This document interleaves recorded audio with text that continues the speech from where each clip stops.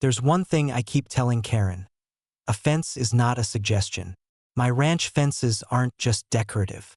They keep my cattle in, my crops safe, and most importantly, they keep trespassers out. Every strand of barbed wire has history. My grandfather stretched some of it with his own hands, and I maintain it religiously.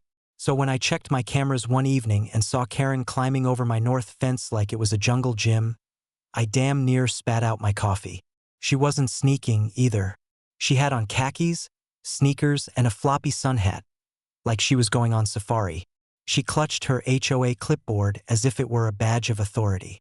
I drove out there in my pickup, headlights off, rolling slow until I was close. Then I hit the lights, jumped out, and barked, "Karen, what the hell do you think you're doing?" She froze halfway down the inside of the fence, one foot caught in the wire.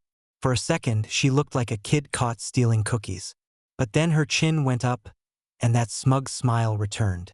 "I'm conducting an inspection," she said, brushing dirt off her pants. "You've been warned about your ranch violating community standards." My voice dropped cold. "You don't have a single right to step foot here. You're trespassing. You've damaged my fence. And if I wasn't here, my bulls would have been." Her smile faltered. That's when she did it. She pulled out her phone and dialed 911.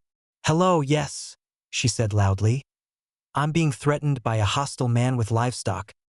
He's trying to trap me on his land." I couldn't help but laugh, bitter and sharp.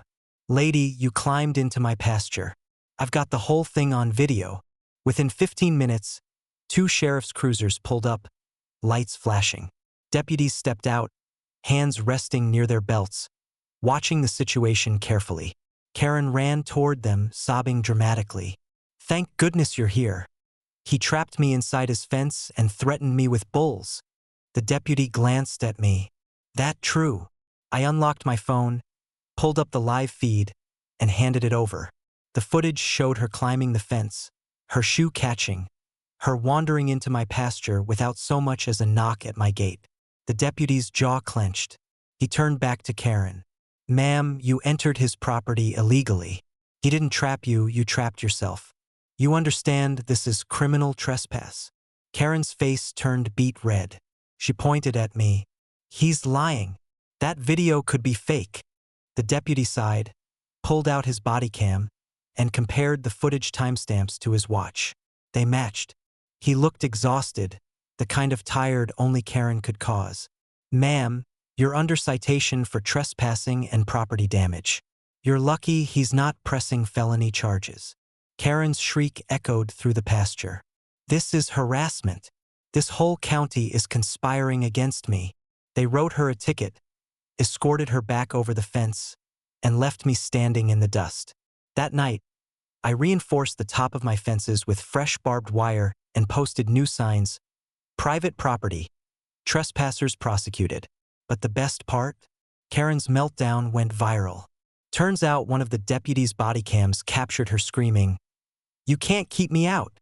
I'm HOA," as they guided her to her car. The sheriff's office released it after her repeated false 911 calls, and within days it was circulating online. People laughed, made memes, even edited her voice over stock footage of bulls charging through fields.